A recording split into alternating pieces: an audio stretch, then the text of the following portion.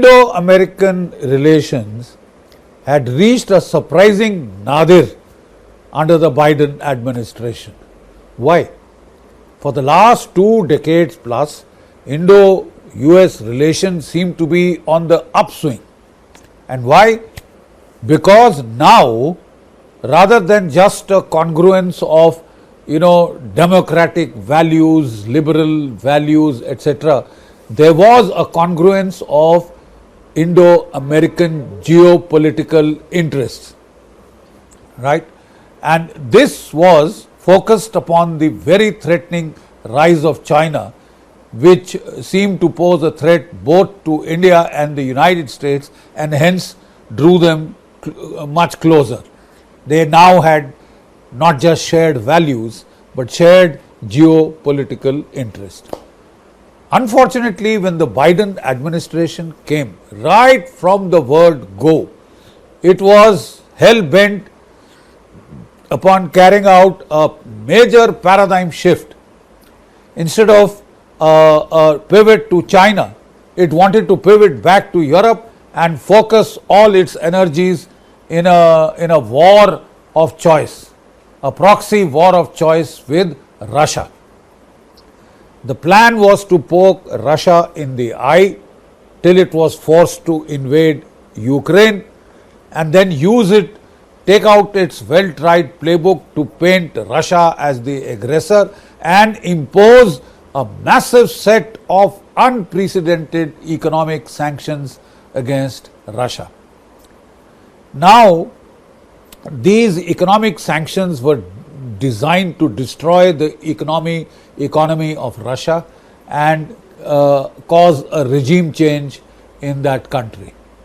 Nothing of that sort happened. The war has dragged on now for 3 years. And even as the war, it was quite clear it was a losing war, but the Americans were hell-bent on fighting Russia to the last Ukrainian standing. There had been a terrible amount of destruction and devastation of infrastructure, loss.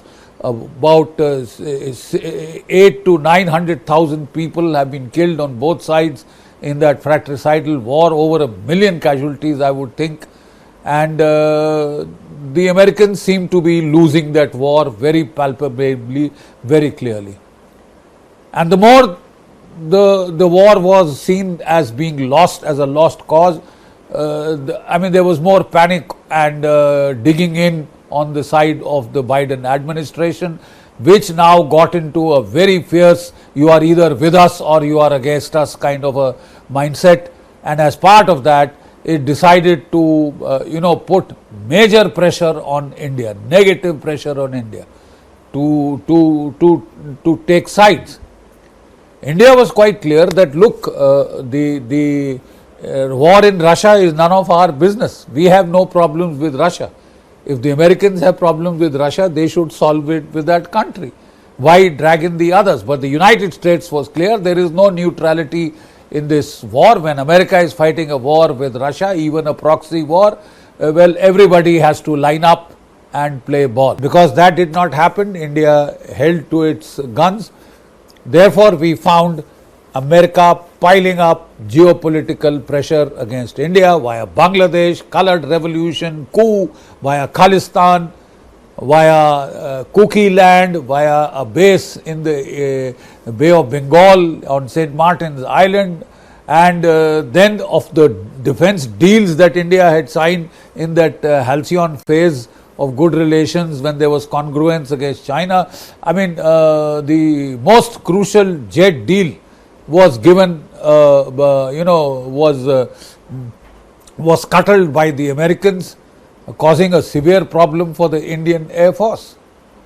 So this was the nadir of Indo-American relations. Which way will things now proceed? We have Donald Trump 2.0 staging a dramatic and an unprecedented comeback on the back of a very strong showing in the elections, both the popular vote, electoral college votes. He has pulled it off, and it's a clear victory for Donald Trump. Clear, unambiguous victory for Donald Trump. So now with this dramatic shift, and we all know that Donald Trump has a very good relationship, personal chemistry with Prime Minister Modi. So what will this mean for Indo-US relations? For one of the basic thorny issues has now been I would say obviated or taken care of. Donald Trump wants to pivot back to China. Donald Trump views China as the main competitor, the main adversary, and not Russia. Donald Trump's view of Russia is far more benign. He is far more in tune with the geopolitical pundits like Professor Mearsheimer and Professor Henry Kissinger, the legendary Professor Henry Kissinger, who had advised America to not to focus on more than one major Asian power at a time. It could be either Russia or China. It should never be both. That was his very sage counsel. And Donald Trump entirely agrees with that. He is very clear that as a broad strategy, as a broad grand strategy, he would have to focus on only one major adversary at a time and not take on a plethora of hostile powers and force them to bandwagon together against the United States. So one of the crucial bugging factors in Indo-American relations, the antagonism towards Russia. The simple fact is that India has always had very friendly ties with the Russians. Russia has been a tried and tested friend and great supporter of India. They have provided the bulk of our defense equipment. They have always stood by us. They have never reneged on any of their defense deals or other deals. So India was not in a position to jettison the Russians for a very, very mercurial kind of a relationship with the Americans, who could not be trusted upon to now, after what they had done with that jet engine deal. They could not just be relied upon. They were mercurial. They could, like a weather shuttlecock, flip sides, etc. And quite obviously that was worrisome. But with the coming back of Donald Trump, this basic geopolitical dissonance in Indo-American relations seems to have been well taken care of, and to that extent should pave the way for a strong rapprochement between India and the United States, a return to the much more supportive strategic partnership and far more supportive strategic partnership which has been derailed in the Biden era. So how will things pan out for India and the United States in Donald Trump 2.0? The simple fact is, a lot will depend upon the team that Donald Trump selects. Now, most of the key members of this team have been announced already, and the happy tiding is that most of them are very favorably inclined to India. The National Security Advisor is Mike Waltz. He is going to be the next National Security Advisor with Donald Trump and will play a critical and crucial role in the evolution and going forward of Indo-American relations in this phase of Donald Trump 2.0. He is a China hawk. In fact, he views China as an existential threat, right? He was co-chair of the India caucus, and in that position, he had proposed in the Senate that India be made an American ally, an ally of the United States of America, because our interests, geopolitical interests, threats are so congruent, right? And he had said that weapon deliveries to India should be speeded up, because India would be a bulwark against China, a great support to the United States in its competition stroke containment stroke conflict with China.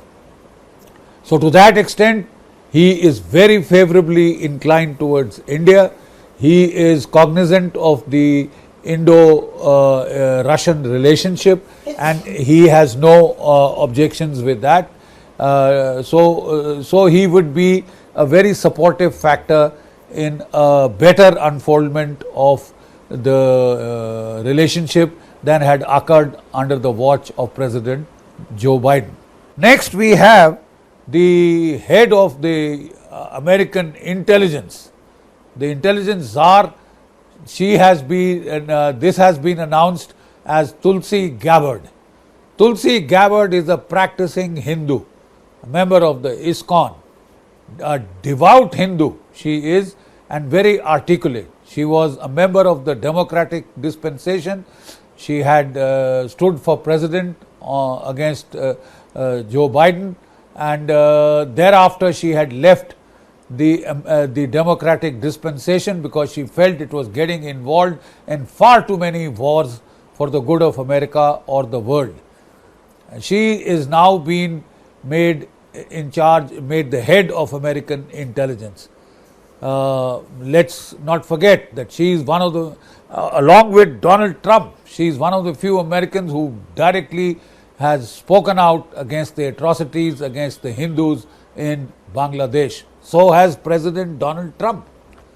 So this is a very good augury that she is the head of intelligence. The CIA reports to her, the FBI reports to her, Department of Homeland Security. I mean, they'd all be giving her the feed-ins, and she would be briefing the president almost on a daily basis on matters of intelligence. The Secretary of State appointee is Marco Rubio. He is again a China hawk, very hawkish against China, very aggressive against China, and quite clear that China is the primary threat and not Russia, though he supported the Ukraine in the Russia-Ukraine war. But in the light of President Donald Trump's desire to tamp down these unnecessary wars, to have a period of consolidation, he will now, I'm sure, align himself to the views of his president. But he is also quite favorably inclined towards India. Next, we have the Defense Secretary, which is Pepe Hegseth. He was a Green Beret colonel, lieutenant colonel in the Green Beret. He was on the Fox, the military commentator, and he is the surprise nominee for Defense Secretary of the United States, equivalent of Defense Minister. He is also a very, very primary China hawk who believes that China is the primary threat, existential threat, and to that extent that aligns the world views, helps to align the world views of the two countries. So let me again try and summarize this. What were the primary causes of the dissonances that arose between India and the United States in the Biden administration? The Biden administration shifted the paradigm, shifted the pivot to Asia. It made a pivot to Europe. It designated Russia, not in so many words, but as the primary threat instead of China, and it wanted to have regime change in Russia, impose regime change via economic collapse. Economic collapse instigated by the war and by the concomitant sanctions. So now this very primary shift of geostrategic direction, sort of destroyed the basis of the Indo-American consensus. The Indo-American consensus was based upon China as a primary threat, geopolitical threat, not just to the United States, but to India, to Japan, to a whole lot of smaller countries in Southeast Asia and in the Indo-Pacific, a dominant threat, and therefore that would help the two countries to unite to face this common threat. They had geopolitical imperatives for doing so. With Donald Trump's coming back, this paradigm, this worldview of who is the primary threat to the United States is now more or less settled. It is China. Donald Trump will aggressively go to contain China, compete with China, and if that is so, if that is the primary axiom, it follows, logically it follows that they will need the support of India. Biden felt he did not need the support of India. In fact, Biden was irate that India was not, cutting off, destroying its relations with the with the Russians to please Joe Biden and his cohort of anti-Russian democratic establishments, those who wanted to destroy Russia, and with that you are with us or against us kind of a mindset. He had started a very aggressive campaign to mount geopolitical pressure on India, which was becoming so significant that India had almost to seek a thaw with China. India was threatened to the extent that it wanted to seek a thaw with China. The maxim that we have to remember is that we can't swing to the other extreme and go now for an alliance with the United States, even though Mike Waltz had suggested it, because of the simple fact is that we are not sure. It looks like now that we might see a series of Republican administrations, but nobody can be very certain of that particular fact. How will things pan out from here? Donald Trump has declared war, open war against the deep state in America. He's gone to the extent of saying that on the day that I take charge in January next year, I want the resignation of 50 top bureaucrats, and he has that list ready. Right? He has openly threatened the Pentagon that all the generals who were involved with the disastrous retreat from Afghanistan, with the debacle in Afghanistan, should be sacked. All the woke generals and those who support, the liberal agendas of the Democrats in terms of gender parity and, LGBTQ, etc., he wants them to be rooted out, to be sacked. Now, will the deep state just roll over and die? I'm not at all certain of that. The deep state will fight back for its very existence. There are about 500,000 bureaucrats of all ranks and hues. So I'm not sure they're just going to roll over and play dead or actually give up the ghost. The simple fact is that they will fight back.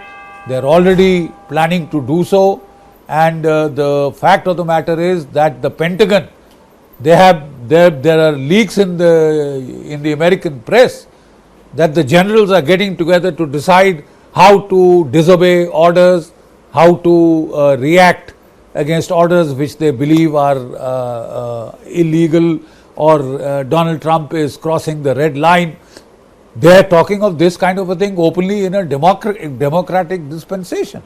So there are bound to be comebacks, there are bound to be resistance. And the other fact that we must bear in mind is that for the next 2 months, Donald Trump is not the president yet.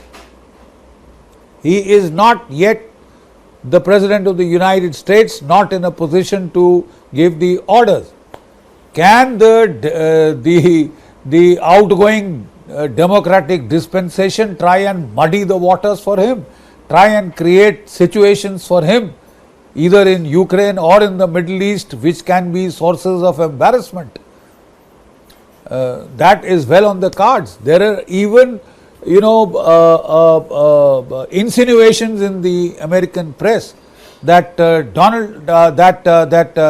Biden should step aside and nominate Kamala Harris as the President of the United States in the interim kind of a period, and somehow overthrow the democratic verdict of the people of the United States. It's an insane suggestion, and I don't think anybody in his right mind would like to go in for this kind of a thing. But it just goes to show the kind of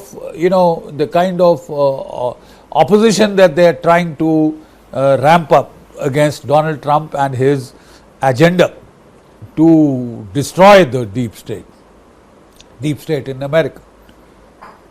So, as it appears to us from here in India, the first 6 months of the Donald Trump presidency would be crucial, number one. And Donald Trump, I think all his energies would have to be devoted to this war within. He has a lot of things that he has to rectify. These wars have been thrust upon him. He doesn't agree with them. He doesn't agree with their rationale. He wants to focus on China. This is taking the entire focus on China has been taken away and taken back to Europe, taken back against the Russians. He is not hostile to the Russians. In fact, he's been fairly friendly with Putin, on a good talking terms with Putin, and he wants to reverse this agenda. He wants to stop these two wars. Simple question, will the deep state allow him to do so? Will they let him do so? Will they let him get away with it? They'll try and paint a picture of kind of a neo Afghanistan, that America has abandoned Ukraine. America has retreated against the Russians, etc. They'll try and paint that kind of a picture to force Donald Trump to continue that war in some form or the other. Now, Donald Trump wants to have a ceasefire in situ. A ceasefire in situ.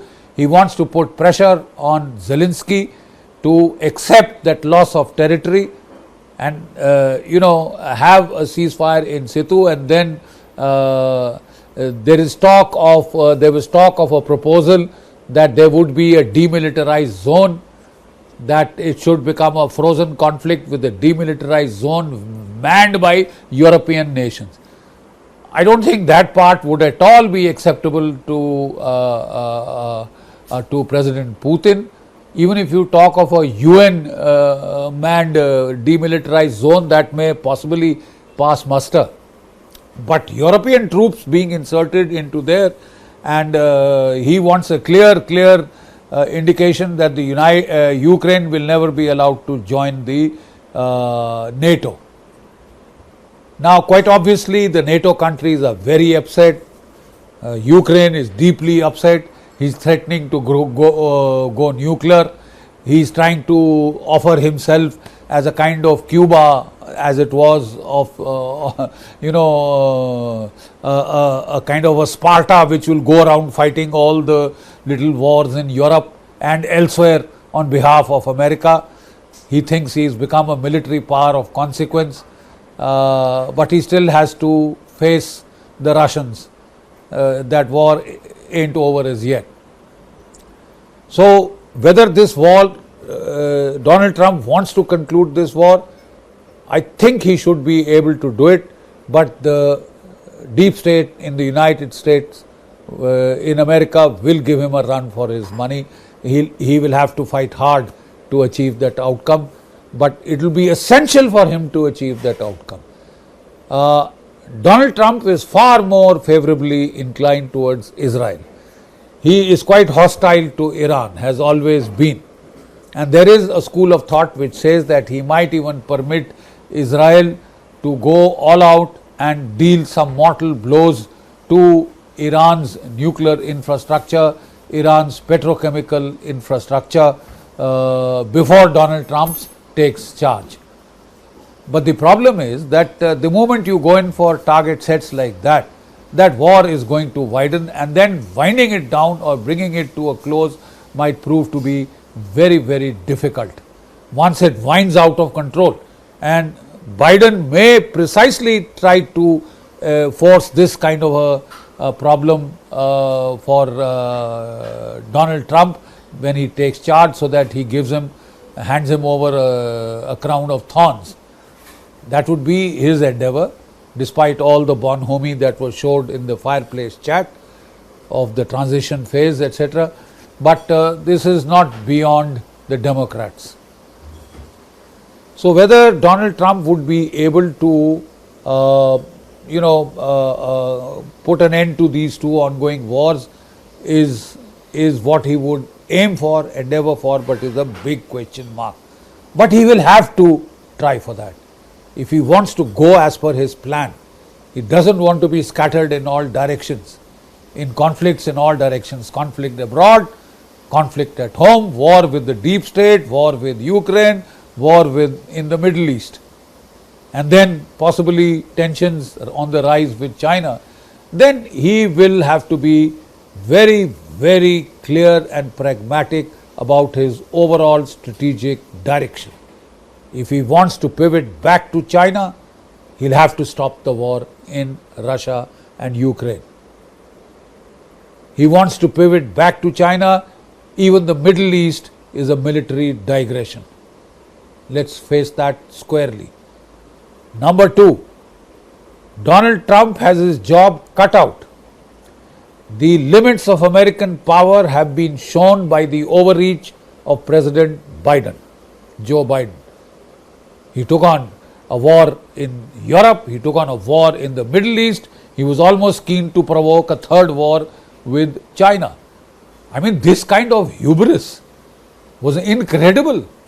It clearly showed, it clearly highlighted the gap, note the word, the gap between American commitments and American capacity to wage war or to support wars. The simple fact is, American ammunition stockpiles are at their lowest. So much of their ammunition capacity has been diverted towards Ukraine, diverted towards Israel, that their stockpiles are not adequate in case a war starts with China. First 7 to 10 days would be okay, beyond that would be problematic. Because the American military industrial complex is not geared up to support wars at this scale and capacity. Second is the factor of the American anti-ballistic missile defense, the missiles for the surface-to-air missiles.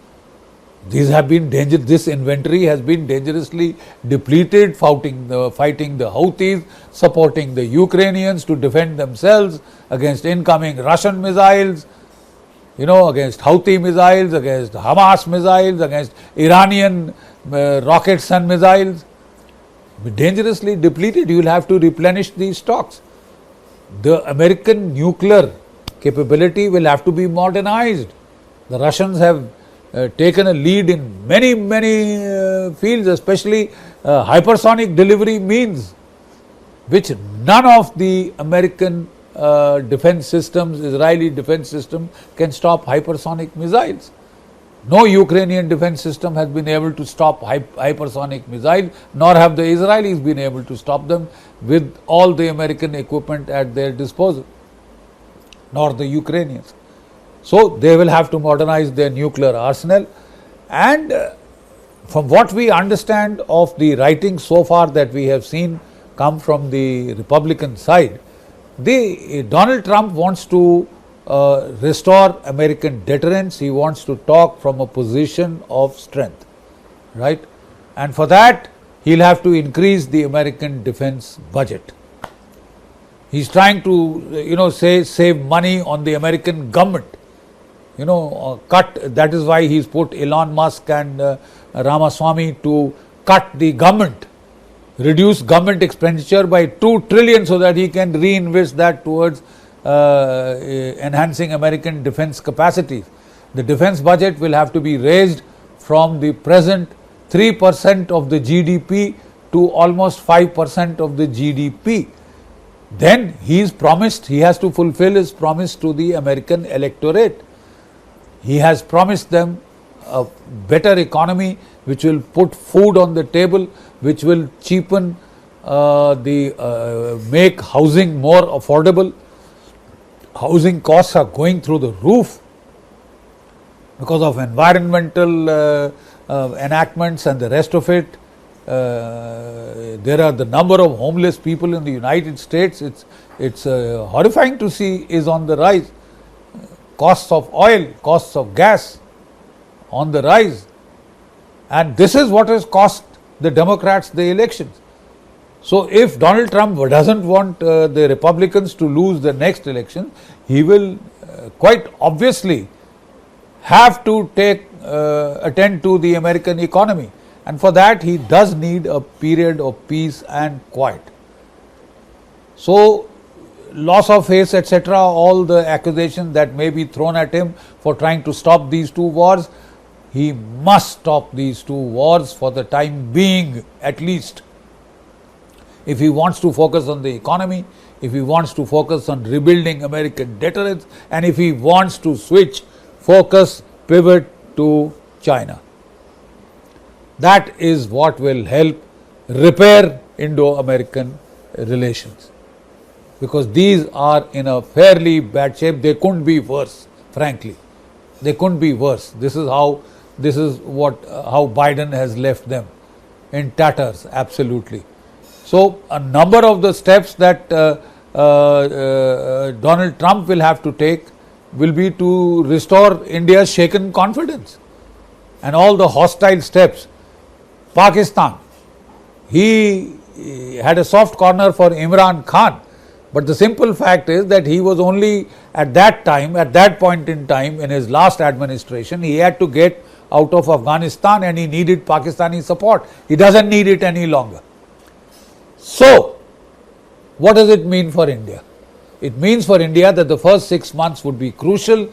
All the energies of Donald Trump would be fully occupied, and let me be blunt and straightforward. It provides India an opportunity to deal with Pakistan and with Bangladesh.